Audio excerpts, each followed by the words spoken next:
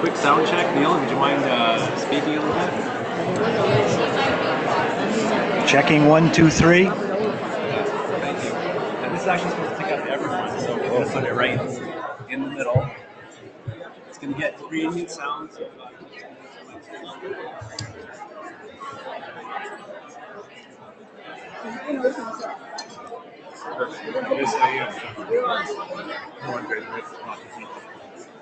We need some vision. No, thanks. We're good for now.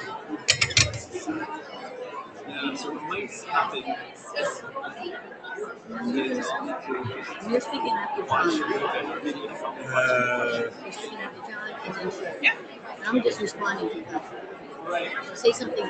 You wouldn't mind taking your seats? We're going to get started shortly. Thank you. Oh, thank you. Yes, I'd like to make a toast. We have to toast. Thank you. So, just to let everyone know that this session is going to be webcast through the Canadian Cancer Survivor Network Advocacy webinar series. How many people in this room know about that series? Any hands? Okay. So it actually happens pretty much every month. It's a great opportunity for you to learn more about what's happening around cancer care across the country, everything from diagnostics to health technology assessment to things like what we're going to talk about today, which is national pharmacare and what's happening in terms of rare disease drugs. And I think as Drd explained this morning, when she walked through the agenda and all the different things that we are working on with CORD through this conference. So far, we've learned a lot about the amazing research that's happening in Canada, and there was a lot of excitement from this morning. I mean, how cool was that exoskeleton? Yeah. Was that amazing? And Dr. Dan Drucker is a national treasure in terms of what he's doing and what he's discovering in Canada. He's Dr. Danton or best of today. So let's celebrate that fact that he came here from Toronto today. So with that, special thanks to the Canadian Cancer Survivor Network for offering once again to help webcast a session from the CORD conference. This panel will bring is called Bringing Rare Disease Drugs to Canada: Opportunities, Challenges, and More Challenges. And we're going to focus on the current status of access to rare disease drugs through Canada's approval processes. We're also going to look at changes on the horizon emanating from a couple of recent announcements. One being the appointment of Dr. Eric Hoskins to the Council on Implementing a National Pharmacare Program. And the other, a report that we're expecting to come out soon from the Standing Committee on Health in Ottawa, House of Commons. So please excuse me for a second. I'll just make sure that everything works. Yeah. Hide. Oh no. Okay. Okay, my name is Bill Dempster of 360 Public Affairs, and I've been working with CORD for about 10 years now, so even longer off and on, but always on. For a while I was a volunteer member of their board, but over the last few days, we've been really active here in Ottawa, so I'm going to show you a couple screenshots from that, and you're going to see more later. A little bit on the federal context. We've got the Standing Committee on Health. That's a typical committee meeting room. They've met with about 100 witnesses over the last going on 2 years. They've tabled or commissioned a report on federal costs of national pharmacare. And more recently, they've appointed Dr. Eric Hoskins to chair that advisory council on implementing national pharmacare. And right now, they're recruiting members of that council. And we would expect that that rare disease patients are going to be involved in contributing to that report. Just a little bit of context at the provincial level and at the federal, provincial, territorial level. The issue of rare diseases is a perennial one that comes up when health ministers meet. How many of you were in Vancouver with us as we were walking up? Yeah, we got some decent numbers. The yellow scars, that was a, I don't know, the poltergeist here. That was the health ministers or something like that, watching us and hope and getting everything that we're saying. I hope. They meet every year, and this is a perennial issue. There's actually a working group that they have mandated their bureaucrats to work on accessing drugs for rare disorders, or as they sometimes like to call them, expensive drugs for rare disorders. CORD has to check in with them almost annually and say, you know, where is that? We really haven't seen much come out of that, at least publicly. And CORD was on the Hill yesterday. How many of you were participating in some of the meetings? Yeah? It was a good day, eh? Right on. There were 3 asks there. One was, you know, when you're moving forward on the National Pharmacare Council, pay special attention to the 2.8 million Canadians with rare disorders. And there's an opportunity to fix the gaps in accessing treatments for rare disorders. And this panel is going to kick off a lot of conversations throughout today and tomorrow about how that can actually happen. Second, implement the federal orphan drug regulatory framework, which disappeared from Health Canada's website a few months ago. And it was a good thing that Drd, you picked that up and highlighted it. Well, let's get it back on the website is what patients were advocating for yesterday. And finally, adopt a specific drug program or funding approach for managed access programs to help bring products through the system in a sustainable way. And a lot of this came back to the 2015 strategy, the rare disease strategy. Just in the House of Commons 3 times yesterday, we realized Canada is a nation of engineers with no architect. Well, the idea is that this strategy is the blueprint for improving access, not just to treatments, but to diagnosis, to care pathways, and to treatment, and end-of-life care for Canadians affected by rare disorders across the country. So with that, I'd like to introduce our panelists. We're just thrilled to have 4 people here, and actually broadcast across the country. Sometimes we get people from Australia and Europe on the line here too. So first of all, John Oliver, first elected as an MP in October 2015. He's been a member of the Health Committee since January 2016. And he's previously served in senior executive positions in the Ontario Ministry of Health and Long-Term Care, as well as president and CEO of one of the best hospitals potentially in the world. Like, this is the future of healthcare, what you managed to help build in Oakville, John. Secondly, we've got Neil Palmer, founder and principal consultant of PDCI Market Access, pricing and reimbursement consultancy.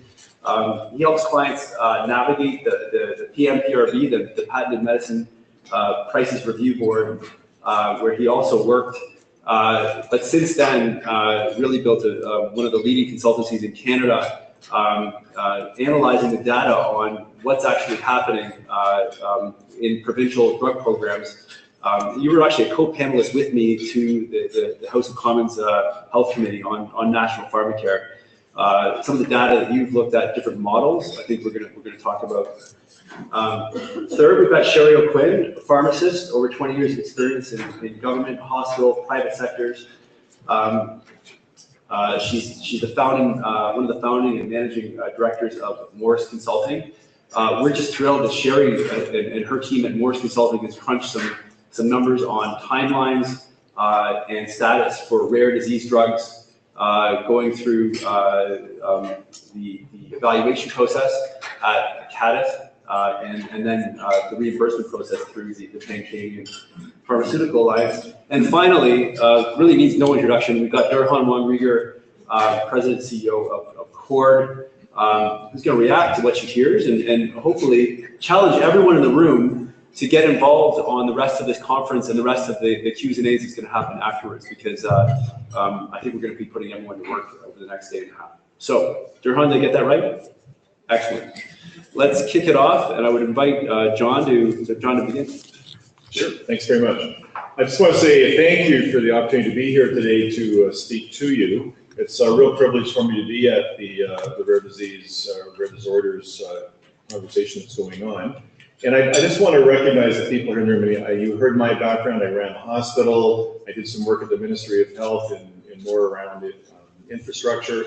And I've been a member of Parliament for Oakville now for about 2 years. So what you know, I mean, for those of you who are patients, for those of you who are parents of patients, for those of you who are volunteers working in some of the rare disease orders or in the staff of that or associated with the pharmaceutical company, there is a tremendous base of knowledge and depth of knowledge in this room. I just want to honor and respect that. I'm going to be coming at it from a parliamentarian view and talk a bit about what I see as the future.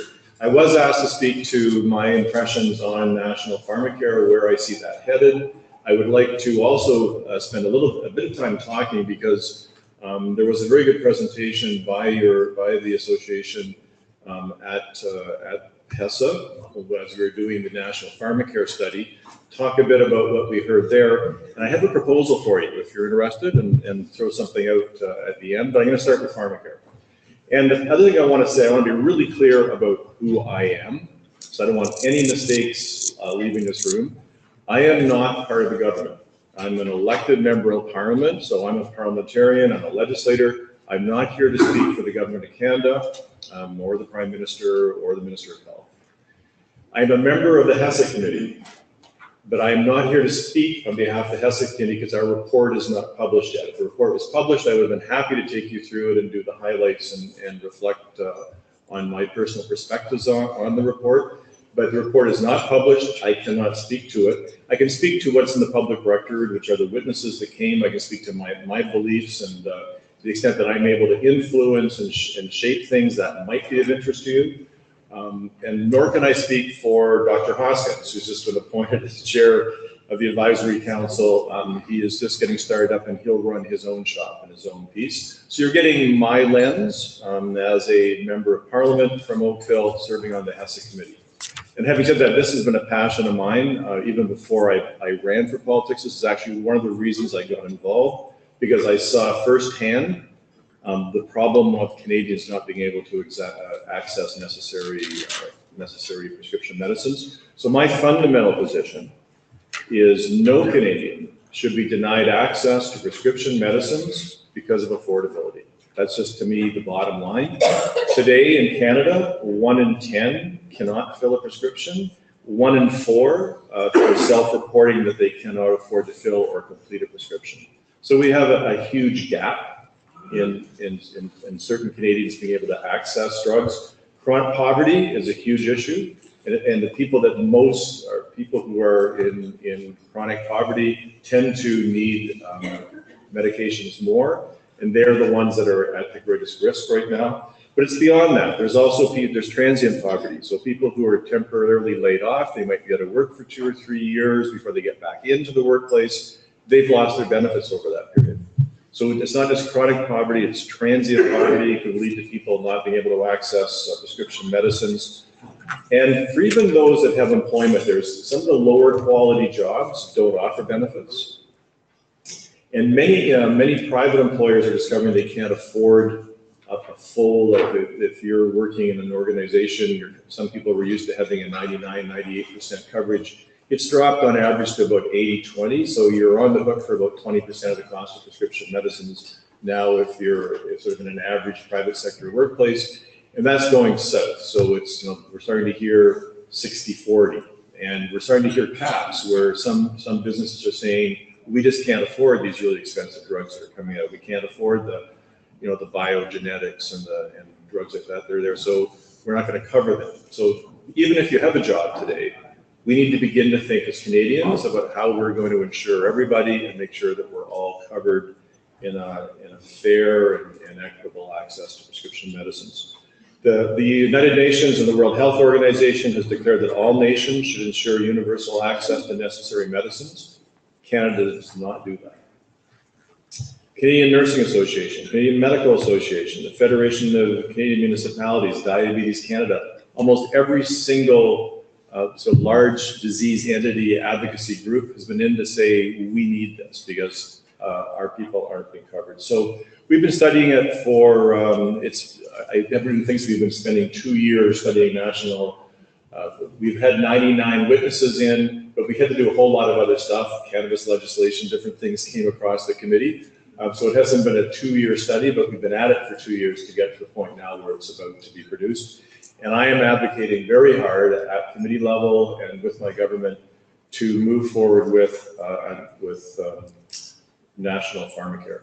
For me, what does that mean? It means that there should be a formulary of what are the insured medicines that will be covered across Canada. So you don't have regional jurisdictional variation in what drugs are covered. It should be a single payer model, which means that the province or the territory or the federal government, whatever jurisdiction is in, pays for that drug. So the simple model is a patient goes to their family doctor, they go to their nurse practitioner, whoever the prescribing entity is, they get a prescription, they go to the pharmacy fills that, the pharmacist fills the prescription, patient walks out, goes home and takes care of themselves. Pharmacist bills a single payer, the province of Ontario, province of British Columbia, and receives compensation for both the dispensing fee and the cost of the drug. I don't believe in co-pays. I think co-pays are a barrier to access to medicine. So that's the kind of model that I'm looking at. It also allows us to bulk buy drugs and to be much more competitive in negotiating better prices. Right now, Canadians pay the second highest, I think, in the G7 for prescription medicines. So that's where I'm pushing really hard for. We'll wait now to see what how the HESA report comes out and what that has to say. I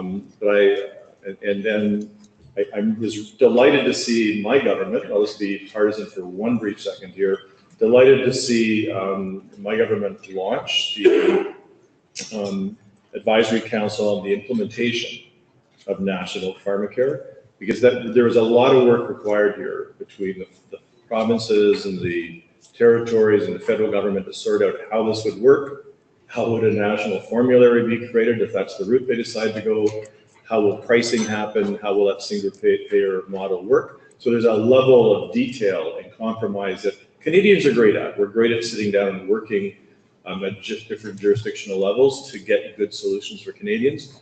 And 93% of Canadians want this done. So it's, to me, it's a very important agenda for all Canadians. So how does that work then with rare diseases? So some of the comments that were presented to us, I think, Duran, you were one of the people that presented. So what we heard is that there was variation in coverage decisions among provinces of drugs for rare diseases and variation between public and private sector plans. There was identified need for a common national approach towards coverage decisions regarding rare disease treatment. And there's a problem with the high cost and price of the drugs that we heard about. There's a recommendation for the adoption of a managed entry agreement where the government could agree to provide coverage for these drugs in exchange for the manufacturers developing evidence and data to support them, because we all know we're dealing with very small populations of people often with these unique drugs. So we heard those. So I don't think those are competing agendas, guys. I think national pharmacare, if that formulary is broadened to be inclusive of the drugs that are being developed for rare diseases, rare disorders, and there is a fair and equitable access to drugs, then I think this actually could be part of the solution. I don't think it's going to happen in the first year. I think there's a whole lot of work just to get the basic, essential medicine formulary created to get all the provinces and territories lined up. But I think there's a solution there. The other thing I like about a single payer system, we share risk. When people show up at the hospital, there is hundreds of thousands of dollars expended often to treat them, to diagnose them and care for them. And as Canadians, we work to share that risk, to support each other, to have each other's backs during times of financial crisis. And I think it should be the same thing with rare diseases, rare disorders. These are very, very expensive treatments often, and there needs to be a pooling. Canadians need to pool that risk. risk and share that risk as we go forward. And a single payer system absolutely does that, because it's we all are contributing to our governments. So my offer, I'll just end with this last little offer. I don't think the HESA, the Health Committee, has studied rare diseases, rare disorders, and trouble in how you access drugs and problems with accessing drugs. It's certainly not in my time on the committee. So I can't guarantee what the committee will do. I'm not the chair of it. I'm one member on it. But I think if you wanted, I mean, we, as part, while the study's going on the implementation of national pharmacare, we could be doing a secondary study at HESA to look at what are the barriers, what's the current status of how you are accessing medications or getting treatment, what are the barriers, what are the opportunities, and maybe even a little bit on how would we tie that into a national pharmacare system. So that's something I think it would come to your organization. You would have to maybe encourage, I would help you with this one, but you would need to work with the other members of the committee to get consensus that this is a topic. I can see something happening in the fall potentially, if we can get agreement at the committee to do it. But I think this is long overdue, and I think it's time for a national look at how your organizations, patients, parents are struggling to access drugs. So I'd be happy to work with you on that to see if we can get it on the on HESA's agenda. That's it. Thanks very much.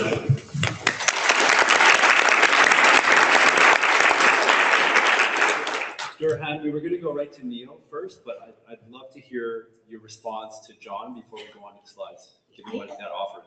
I think we should disband the rest of this panel. I think that we should sit down and roll up our sleeves and start on it. No, really, I think we're very, very excited about the opportunities.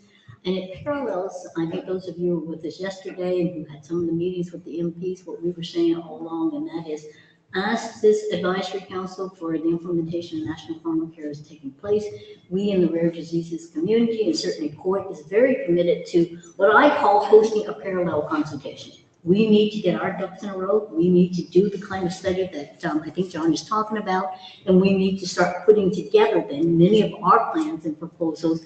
And if there is in fact a willingness at HESA to actually receive that and to work with us, that would be absolutely brilliant, because this is in fact necessary. We don't see it as being, as you say, separate from a national pharmacare, but we also are not assured by any means that just moving forward with a national pharmacare without a special focus on rare diseases would actually serve our needs. But that's up to us. And I think we have that opportunity. So we accept that offer, John, and I think this is amazing. So you just make sure you stay on that committee. All right.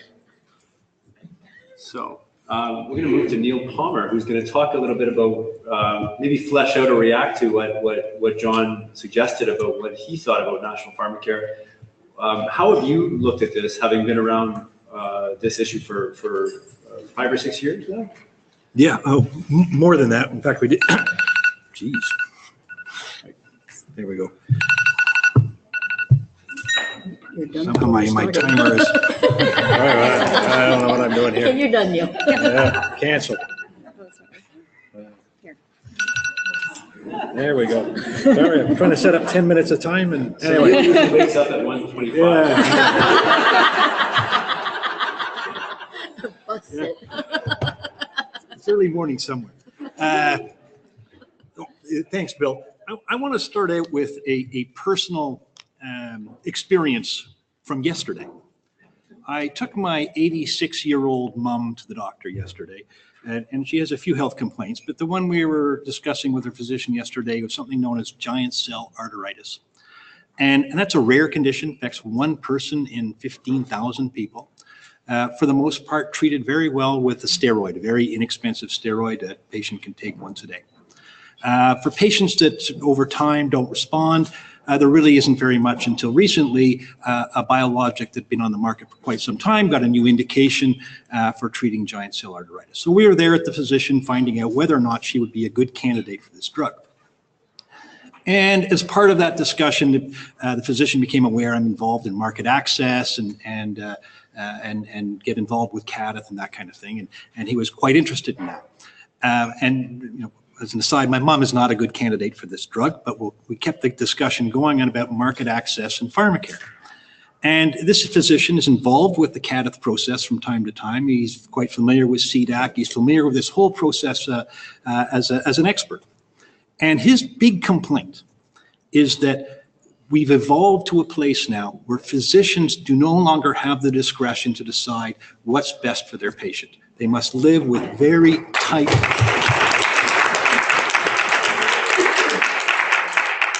And it was his hope that national pharmacare might address all of this. I had to give him the bad news that I don't think that's the case. I think if anything, we'll move further away from that. There will be greater bureaucracy involved in setting very strict prior authorization criteria, which takes all of the decision-making and discretion away from these specialist physicians, particularly for rare diseases. So I thought I'd start with that, because I've now added a bullet point based on that experience yesterday to my slides, and and you'll see it at the end in terms of recommendations. But I think that's the big fear, particularly when we get into national formularies and everything else. We're taking some of the discretion away from physicians.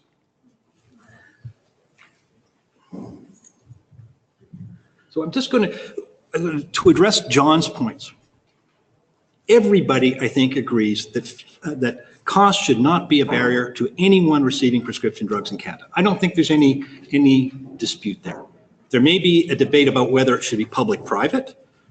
Good point. There may be a debate about whether or not there should be a small copay. Most countries have some copay that exists around the world.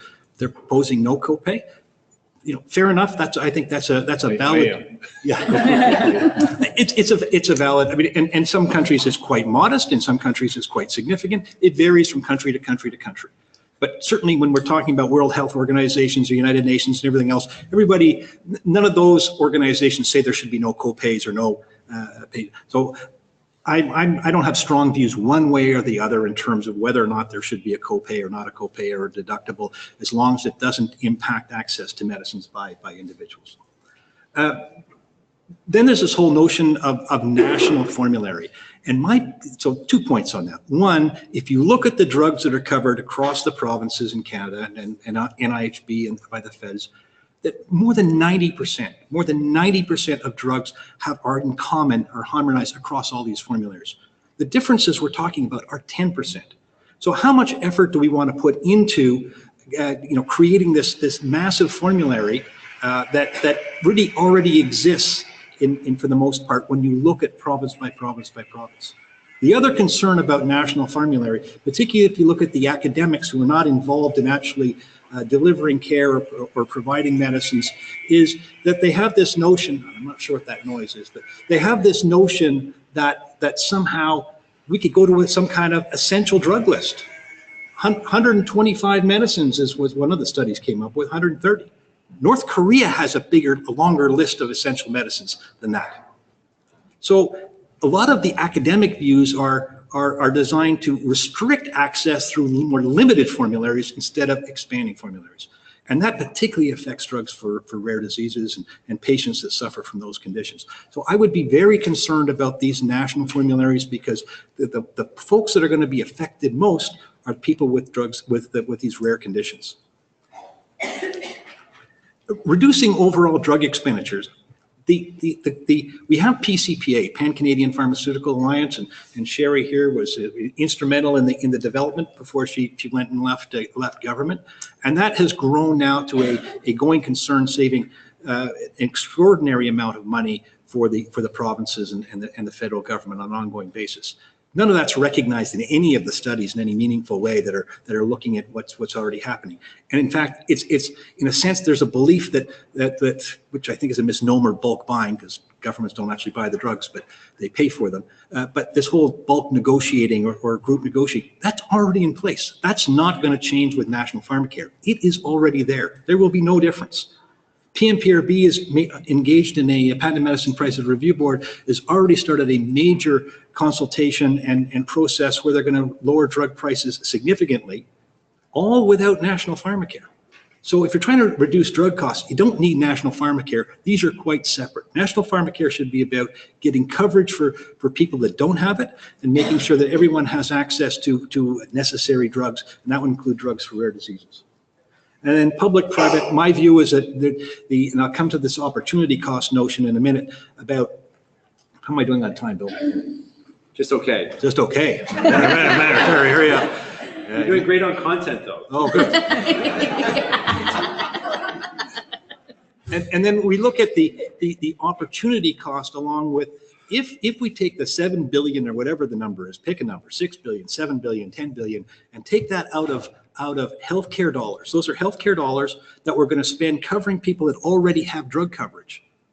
Think what we could do in terms of eliminating MRI wait times. Think what we could do about addressing surgical wait times. Think what we could do about staffing ERs properly if we use those dollars, instead of paying for things that are already being paid for by the private sector. And so again, I come back to, I more than anyone wants to see everyone have comprehensive access or full access to drugs. There should be universal coverage, but it doesn't have to be public only. I'm going to jump right to the last slide because Bill's going to pull me off here anyway. So I'm just going to come, so my three recommendations: universal coverage, yes, but it should be public-private. National formulary, no, let's things evolve the way they are. Each of the provinces has its own priorities. Think out west, where in British Columbia and the western provinces have their own cancer programs. Cancer funding is quite separate from the other funding. They treat it more as a medical service than a drug in many of those provinces. We're going to blow all that up just to have national pharmacare, which is going to change everything in those markets. That doesn't make any sense. So for national pharmacare, let's just let things evolve. We have CADF, we have PCPA. Those are all moving us towards a common formulary. And then physician prescribing, coming back to where I started, we need to make sure that people that are experts in these diseases have the discretion to prescribe the drugs that their patients need. Thank you.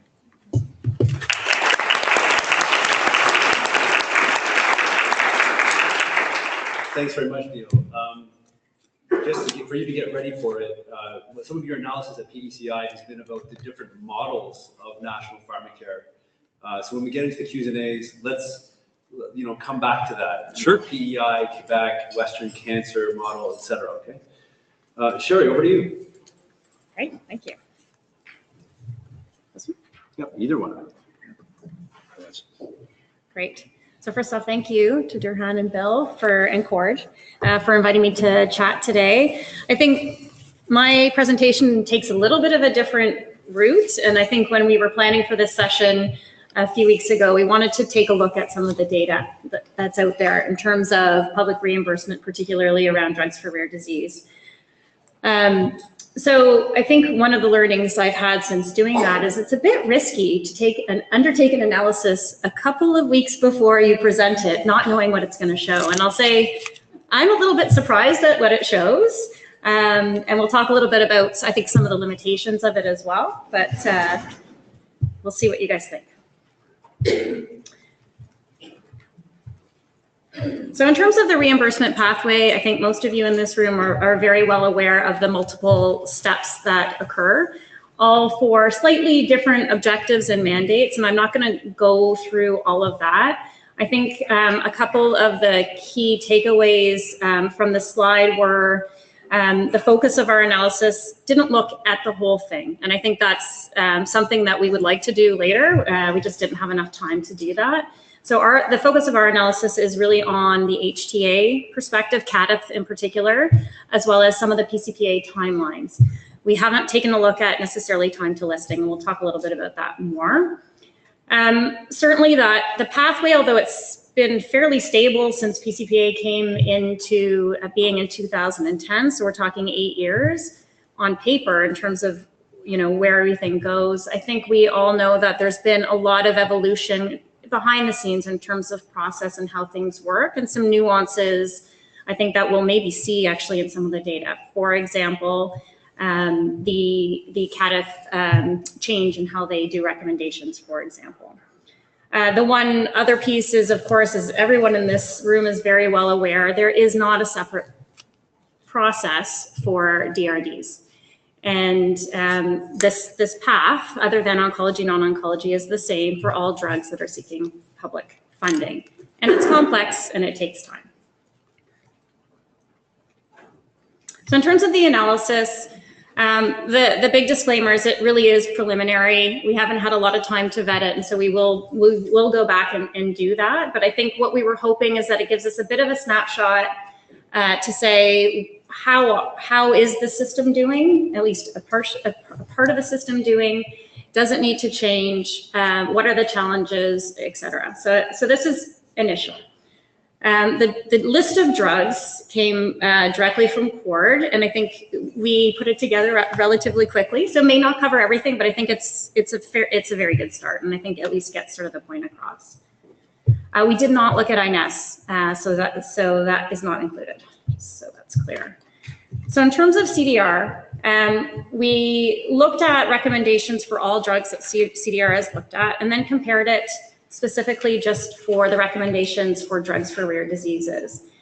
And I think this was sort of the first snapshot of the analysis that surprised me a little. There is some difference between the DRDs in terms of positive recommendation versus negative, but it wasn't as substantive as I think I expected, or my assumption was going into this analysis.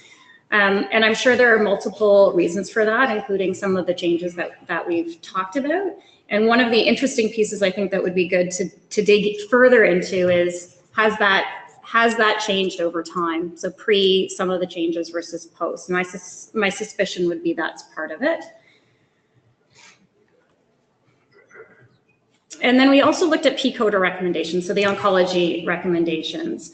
And here you almost see an exact alignment actually between all drugs and drugs for rare disease.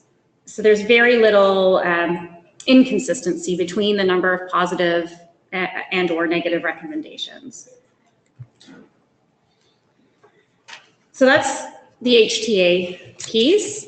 But again, I think there's a lot more to sort of dig through there. But I think overall, I think that seems to say to me that the products for rare diseases are doing similarly in terms of recommendations to non-DRDs. In terms of PCPA, we took a similar approach.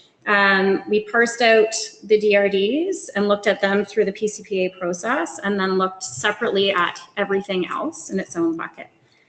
A few similarities, I'd say, between the P-CODA or the HTA reviews here, in the sense that, again, not as big of a discrepancy between the rates of negotiation and the success of negotiation between these two areas. One of the things that struck me, and maybe it's not surprising for those who work in this area day in, day out, but was the volume of DRD medications going through versus others. So 115 versus 190, I would have expected those numbers to be further apart. So that was one piece that was interesting. Certainly the level of drugs that don't get to a negotiation at all is higher for DRDs, 22% versus 17%. That's likely due to slightly higher do not reimburse recommendations, because typically those aren't negotiated. There are some exceptions, of course. And then finally looking at sort of what's underway at PCPA right now, or has been through, and sort of what's happened at the tail end. There are really similarities between the success, getting to that successful end of negotiation. It's slightly lower for the drugs for rare diseases, 70% versus 80%, but that's because there's actually quite a few in process right now. So there's 20 active negotiations of DRD drugs right now. I was surprised by that number as well, whereas there's only 15 in the non-DRD space. And that of course includes oncology, so that's part of that number. And then the last piece that I thought was quite interesting was the no deal box, where we see that there are a higher number and percentage of drugs that are not DRDs that do not make it to a final positive negotiation. And this is essentially the same data presented slightly differently, just to show how they stack up by CDR versus P-CODA. And you'll see that more oncology DRDs have completed successfully versus non-oncology. And there are a significant number of DRDs still, as we saw, under negotiation right now. More of those are CDR though, versus PCODR in terms of current active. In terms of timelines, this was a bit trickier, and I think we need to do a little bit more work on this, but I think from a median perspective, so you'll have some that are much faster and some that are much slower, but from a median perspective, the actual time for a successful negotiation for DRDs does compare reasonably to those non-DRDs. But certainly you'll see sort of in that total time from recommendation to PCPA completion, there is still a longer period of time that was significantly skewed by several files where you would have a product receive NOC and really go through multiple cycles before it gets to the end. So you might have thousands of days, which is skewing it. But I think on the whole, that's what we've seen. In terms of the timelines to reach an end to a negotiation that is not successful, the numbers are much smaller, of course. So, I mean, I think take them with that caution. Again, it seems there's a little bit of a difference here. The DRDs from CDR have negotiations that seem to be started a little bit more quickly. Negotiations seem to take a little bit longer, which could also sort of reflect some of the complexities. But otherwise, if you look at PCODR again, this is actually quite interesting. I find all of the oncology sort of metrics we've looked at, it appears that there's a very strong consistency. So it doesn't really matter if it's a DRD versus a non-DRD in the oncology space. CDR, a little bit more variation. So as I alluded to, I think this analysis is really just meant to sort of say, you know, what are we seeing right now? It certainly doesn't show every step of the process. I think one of the most important pieces I think that is a gap here that we should look at is, you know, from that PCPA point, there's still some more road to go. And I think that tends to be some of the challenges right now. How long does it get on to get onto the provincial formularies? And not just that, once it's there, is it accessible? Is it the appropriate criteria? Are patients able to access it? Any other challenges with implementation? It doesn't look at all the external factors. It doesn't look at the process changes. So I think there are a lot of pieces to consider when we look at this. But I think it is interesting to see that there is less of a difference than perhaps many of us thought. I don't think that means that the system is necessarily working the way we want it to, and I don't want that to be the message from this. I think it is simply to say maybe DRDs are at the same or very close to the same spot as other drugs. That doesn't necessarily mean it's the right spot, I would say, and the process has become, I think, somewhat harder for all drugs overall, and so maybe the bar is actually, you know, trailing for the rest of the drugs as well. But certainly, I think to close, there are some signals here. I think it would be worthwhile to do some more analysis and see what else we can glean. Thanks very much, Sherry.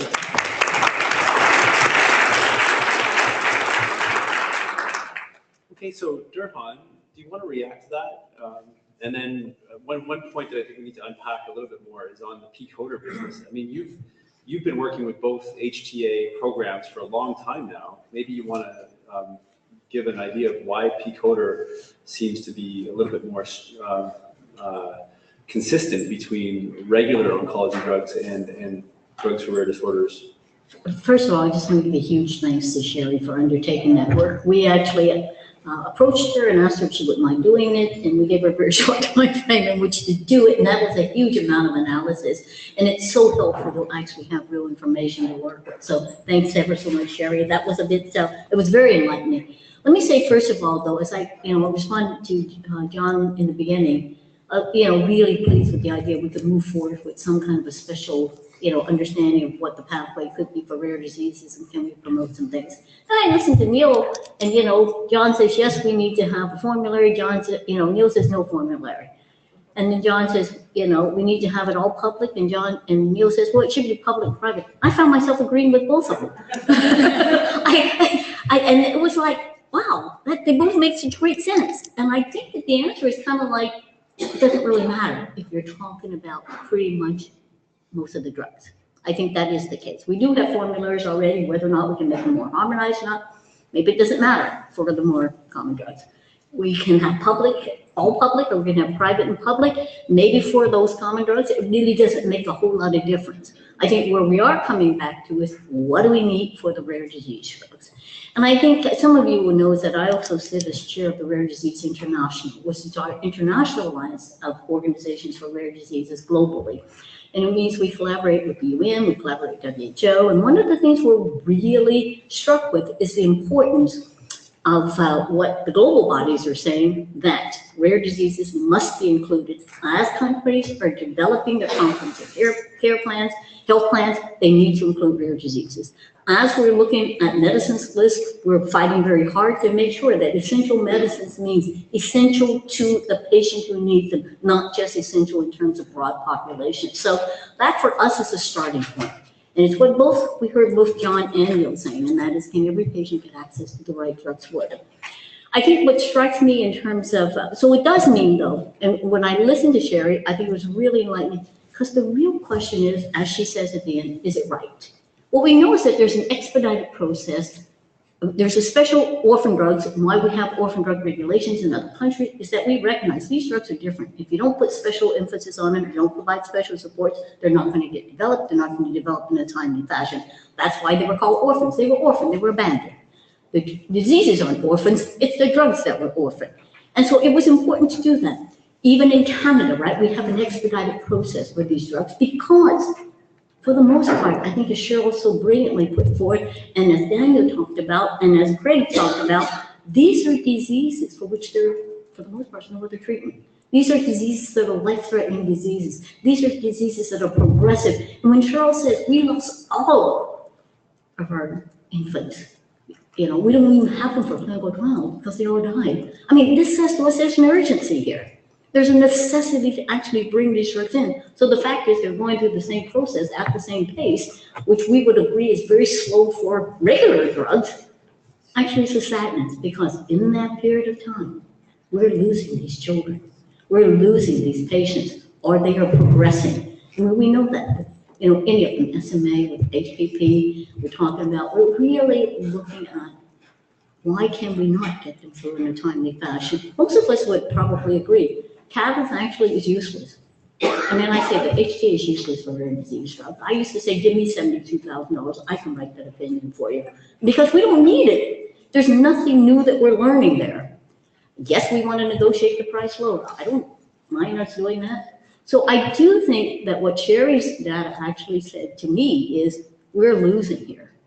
We need to have an expedited process. We need to have a special process. We need to bring in that managed access process. And hopefully one of the things we'll talk about tomorrow is how we can do that, how other countries are doing that. I mean, what we'll listen to is SMA. And I hope we don't do the same pathways we did. We know it's with Cheryl working so hard with them throughout that period of time that they're even where they are today. We don't want to wait another 2 years before we get Spinraza to these patients with SMA. This is not helpful. And what we know is that in the UK, they've already agreed, we're going to fund this while we're negotiating. Like, hello, that's an easy answer.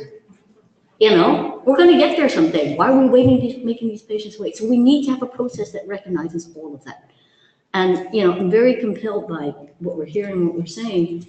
And I think it does put us back to saying, well, we want to make sure, we want to have as good of a national formulary, whether it's harmonized or whether it's still individual, I don't really care.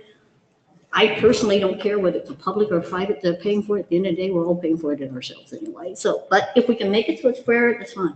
But if we don't have a special process that really looks directly at the rare disease drugs, we will end up with losing the vital drugs that we need as they're coming through. So I really appreciate that information, because even though it suggests that maybe we're at the same pace, the answer is we shouldn't be at the same place. We need to make sure that these drugs are getting there as quickly as possible and as timely as possible. And yes, we do not disagree as a patient community. We want these drugs to be as affordable as possible. We want to make sure certainly that we don't pay more than other countries. And quite frankly, I'm looking at many of our industry friends here. I think we would like to be able to be as cheap as possible. Nobody's here saying, I'm going home with more money in my pocket because I'm charging more. Let's get them down to where they are as affordable as possible for all of this. We need to work on that.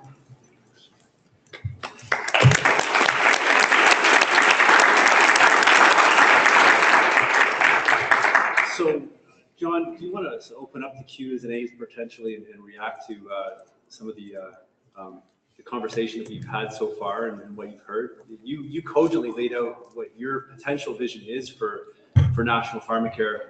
Can it be made to work for patients with rare disorders? Well, I don't think these are competing agendas at all. Like, that's the most important thing to say. That, like, I'm looking at how do we address the uncovered or underinsured Canadians for drugs that every Canadian needs to access and use for those prescription drugs. How do we bring everybody into the fold?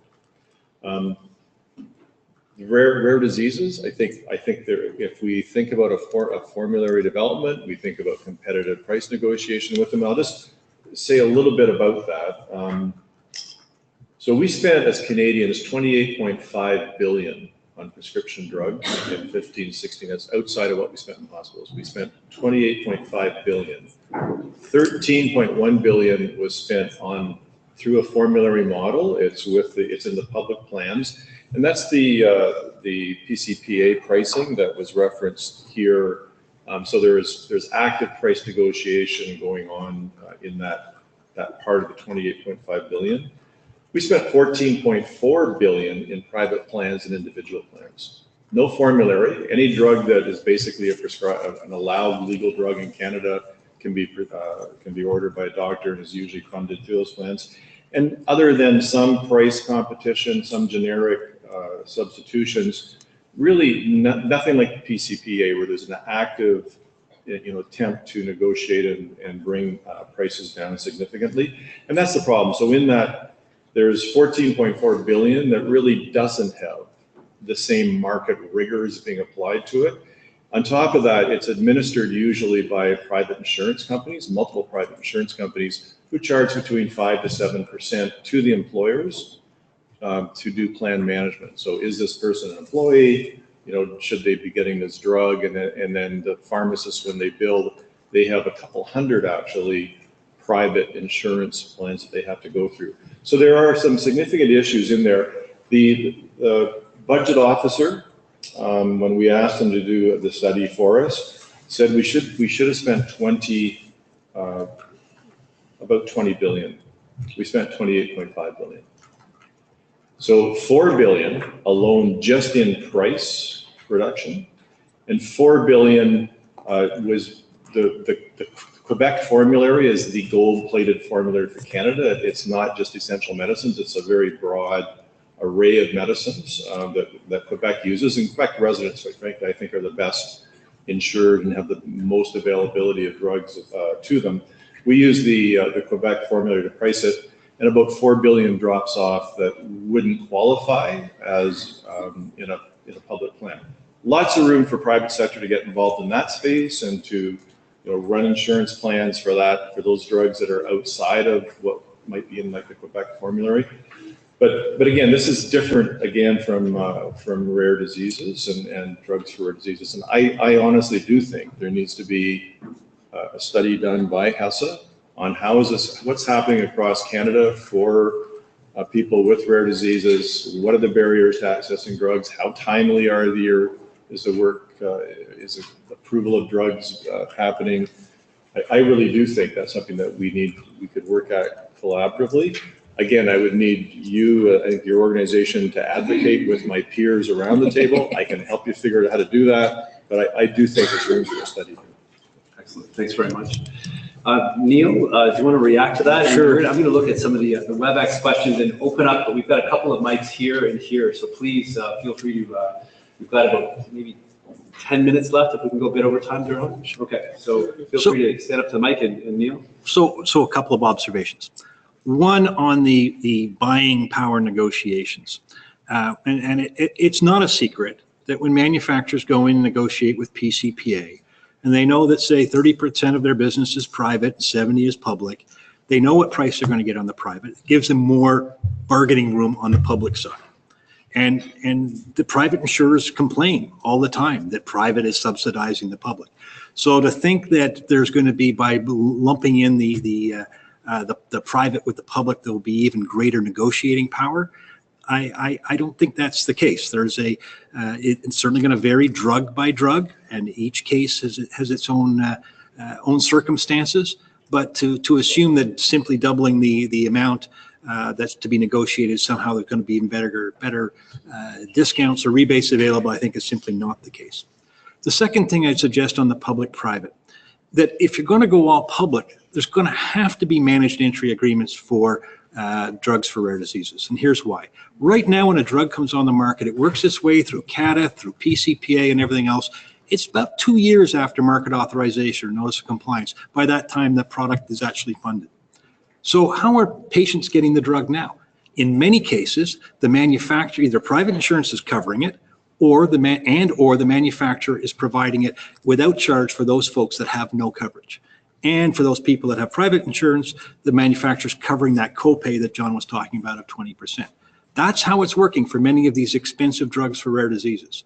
That, if it's all public and there's not a managed entry agreement process, you're going to be waiting 2 years to get access to those drugs, at least. And that's just a reality. That's not a threat. That's just the reality. Something has to change for drugs for orphans' diseases in terms of their funding, because right now, industry, for the most part, is funding or subsidizing access to these drugs while it works its way through CATA and PCPA. So much. We got a question from the floor. More of a comment than a question. Perhaps directed to John Oliver. I'm not sure whether Canadian Blood Services presented in front of you. I feel like a bit of an orphan talking about orphan drugs, because none of what you talked about at all applies to all the blood products and their substitutes in this country, the budget of which is about $1.5 billion, not counting the fresh components. So there's a single payer. If you forget about Quebec, but it's the same in Quebec. Single payer, which is Canadian Blood Services, single buyer. There's a single formulary. There are no copays whatsoever. If there were copays, we would not be able to afford them, given the cost, if it was 20% or something. If there's no private payment, if there was private payment, nobody would be employable. Nobody would hire us. And there is bulk buying. And where there are competitive products, similar products, there's actually a tender system. And as a result of the tender system, Canada pays, and don't quote me on this to CDS, I'm not supposed to say this, the lowest price in the world. We pay the lowest price in the world for many of the products that come through the tender process in Canada, and they negotiate the prices where there's only a single process. So there is a model here in Canada, both in Quebec and the rest of the country, that I think works pretty well, and it's not perfect. As time goes on, Canada is getting involved, and so the time to accessibility following NOC has gone from 2 months to potentially 2 years in the last few years. So there are some problems, but it's something to look at. Thanks very much. Doron, you've been around the blood system for a long time. Do you want to react to what David spoke about? Yeah, and David and I sat in on those first negotiations for the common blood products when, as David said, it was the height of still recovering from HIV and hepatitis C. We put the proposal on the table to say the blood agency should actually fund recombinant blood products, and the answer came back was that they're too expensive. We're going like, how can they be too expensive? You know, you get 90%, as David said, of severe hemophilia A patients who haven't been infected with HIV. What's too expensive? And it was a long negotiation, but at the end of the day, Canada did become the first country to make recombinant products fully available, not without a lot of advocacy and fighting. I think the tender process, as we used it as an example to say it does work, at least from the point of view of being able to negotiate. I think the challenge is, as David says, is that number one, sometimes you have to make sure that we've got alternative products, because people do get inhibitors. One product works better than another. There are some choices that have to be available. So within a tender, there still has to be some choice. Secondly, I think it is the case right now is with new products coming in, what's happening there. Because if you go back to saying, okay, here's my old product, but now I have a better product that may actually have longer life, or it may have some very different mechanisms here, am I going to compare it back to a very old product? You know, put us back, I think, to the space where we were in when it was just recombinant versus plasma. So some learnings coming out of it, and I think it'll be interesting to see what happens to this next generation of hemophilia products. You know, are we going to be able to continue to provide some of the exceptional products and the best products, or are we going to find ourselves caught into a negotiation where you've got the lowest common prices there, and now we've got better products that may actually stretch that whole cost per quality that an HTA going to do. So we can learn a lot, I think, from it. Managed access has worked and all that. So we can borrow the principles. I think borrowing the whole system full scale is not going to help us, but I think certainly proof of concept is right there. And just to answer your question, yes, they did present, and I think they're an excellent example of a made-in-Canada solution where we support each other and find an economical way to deliver important health service. If the model you're talking about, to a large extent, is already being mirrored by PCPA. If you look at the generics, they have a tier generic framework where they're forcing price down lower and lower and lower. Now, Canada historically has had relatively high generic prices, but PCPA has been very effective at lowering these down.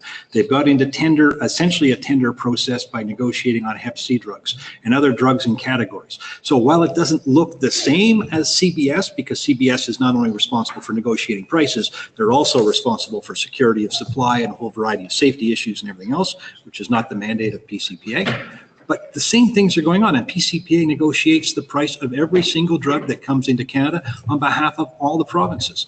So in essence, we already have that. It already exists. We don't need national pharmacare for it. We need national pharmacare to make sure everyone has access to drugs. The member for Oakville just had to take his leave, but let's please a round of applause.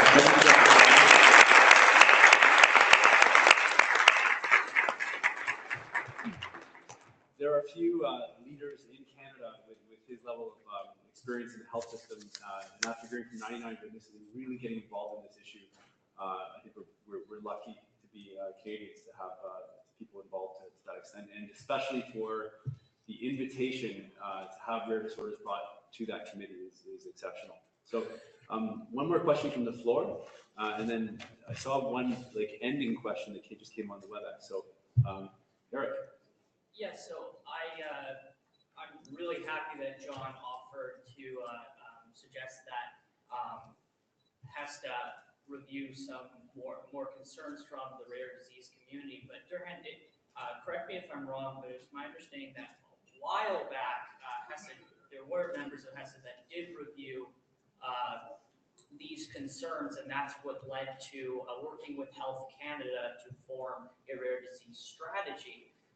But then that strategy was abandoned and pulled off the Health Canada website. And so what I'm concerned with is if we're forming anything in the future, how can we assure this doesn't happen again? Yeah, so just a little bit of tidy in terms of the question. So we did, in fact, get a recommendation to have an orphan drug regulatory framework. That was for the approval of drugs by Health Canada to have a pathway that would look like the US, like Europe, and allow us to have clinical trials starting early, et cetera, et cetera. And it was a recommendation that was put on the table, and it still puzzles all of us as to why we had a fully formed rare disease orphan drug regulatory framework that would have been totally compatible, and it totally disappeared. So we have no idea. And I think this is why we continue to do the advocacy. Right now, I think what we're looking at is the other end of it, right? And that is how do we make sure that we're going to have it accessible, and we're going to make sure that we have it in a way that meets the needs in terms of affordability. So you're right. I mean, there's no guarantees, right? But I guess this is what we're all about. And we need to make sure that we can hold the parliamentarians and the committees accountable in terms of what they're recommending. It's a good point. Absolutely. There was one question, because I don't see any more from the floor, that came through the WebEx, which I think it's definitely worth looking at. It's to you, Drd. It sounded like you talked about having an expedited approval process for new drugs for rare diseases. Who can make this happen, and how do we move forward to make this a priority? And is that what we're going to figure out between today and tomorrow? I just added that last tomorrow. Well, I don't know if we figured out between today and tomorrow. I certainly think that with today, we've had a running start on it. I do think that despite the fact that we don't have, as Eric says, an approved orphan drug regulatory framework, we have gotten agreement that we will have expedited processes. We have early reviews in terms of drugs. We have approaches that actually approve of clinical trials that mirror what the US does under their orphan drug. So we know we can make that happen. I think to get it to market, this is something that's a little more complex, because even as we heard yesterday, when the questions were raised in the House as to why we don't have a process that works, why don't we have these market access that work across, the answer was like, that's not our job. That's up to the provinces. So I think what we need to do is call back to the federal government to say, also, you have leadership here. Maybe the national pharmacare is an approach, and within national pharmacare, if it's as enlightened as John would like to have us believe, and we can make it happen, that would be the opportunity to make it happen. I mean, I agree with Neil, we've got PCPA. If we could get PCPA working, the challenge for us with PCPA is the most non-transparent process that we've got in Canada. Nobody knows what happens. It used to be the old thing, it went into CADF, it was a black box. So we've got CADF now that is actually much more transparent, has published timelines, has puts their reviews on, has patient, submissions, and then it goes into a new black box. Well, how does this help us, right? And this is kind of where all that time is now being lost. We have no idea. They do tenders that they call non-tenders. They do things that, they stop negotiations in the middle of it and say, sorry, we're done.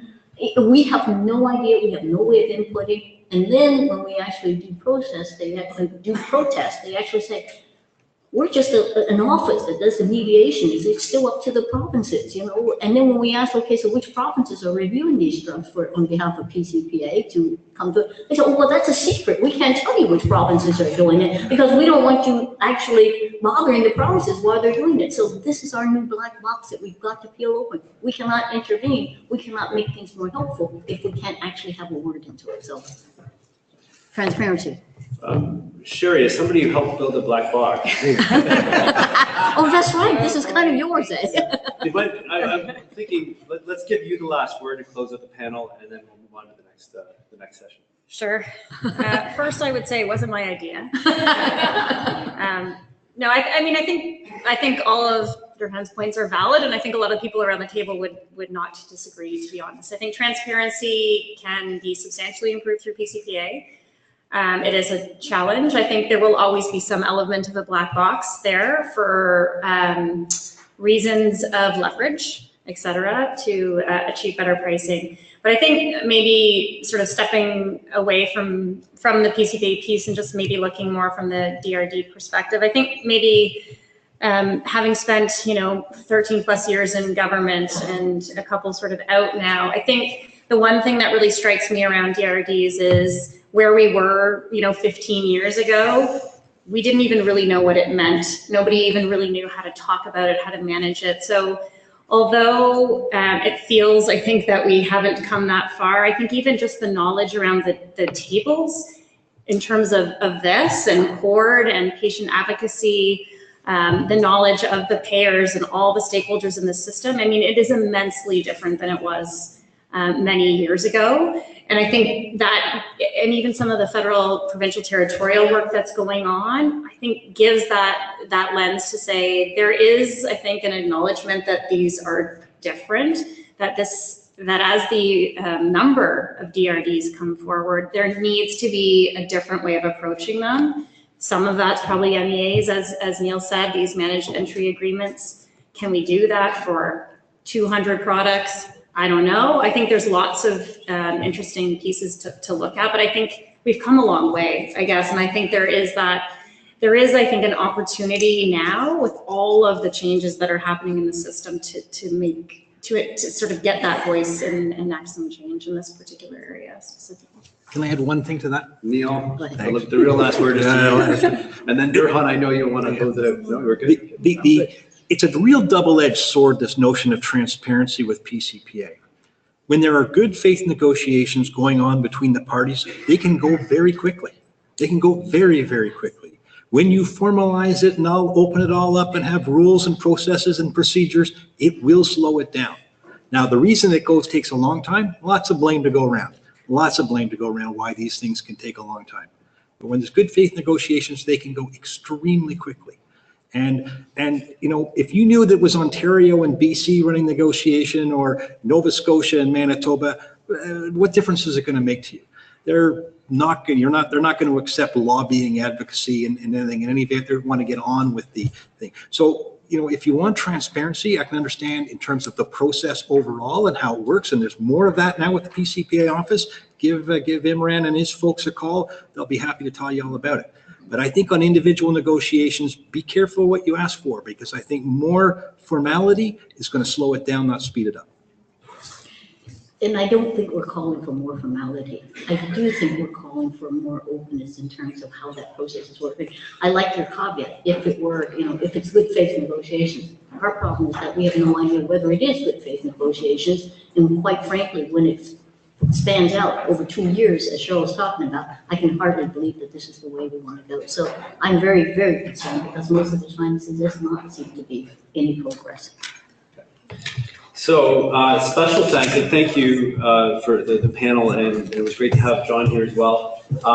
Special thanks to the Canadian Cancer Survivor Network and Jackie Manthorn and her team back there, and everyone on the line for hanging out with us a little bit longer, and especially to the delegates in this room. What we've heard today is going to be continued tomorrow. We saw stats on HTA, stats on PCPA. Well, tomorrow we have a vice president from CADIF coming. We've got the leader, I think the chair of the steering committee of the PCPA, Suzanne McGurn, who's also the executive director of the Ontario Public Drug Programs, who's going to be here tomorrow morning. So all of these ideas, I think, will come forward again tomorrow. So please join me in thanking the panel.